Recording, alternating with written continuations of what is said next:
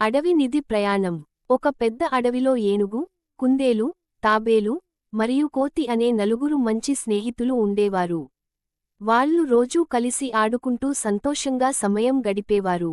ఒక రోజు ఆడుకుంటూ ఉండగా, చెట్టు కింద ఒక పాత మ్యాప్ వాళ్లకు దొరికింది. ఆ మ్యాప్ మీద, ఇక్కడ నిధి ఉంది, అని వ్రాసి ఉంది.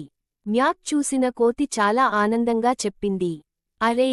ఈ నిధి దొరికితే మనమందరం చాలా ధనవంతులం అవుతాం. అప్పుడు కుందేలు కొంచెం సందేహంతో అడిగింది, ఈ మ్యాప్ నిజమేనా, లేక ఎవరైనా మనతో సరదాగా ఆడుతున్నారా? ఏనుగు నెమ్మదిగా చెప్పింది, ప్రయత్నం చేయకపోతే నిజం ఎప్పటికీ తెలియదు. తాబేలు నవ్వుతూ చెప్పింది, నెమ్మదిగా అయినా సరే, కలిసి నడవడం ముఖ్యం. అందరూ కలిసి ఆ మ్యాప్ను అనుసరించి అడవిలో లోపలికి వెళ్లారు.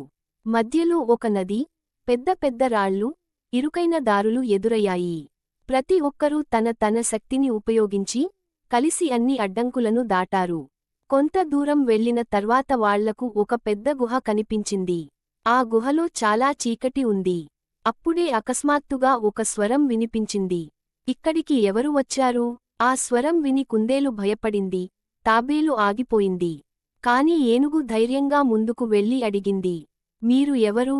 అప్పుడు ఆ స్వరం నవ్వుతూ చెప్పింది, నేను దయ్యం కాదు, నేను ఈ అడవికి రక్షకుడిని. మీ ఐక్యత, ధైర్యం, నమ్మకాన్ని పరీక్షించడానికే ఇలా కనిపించాను.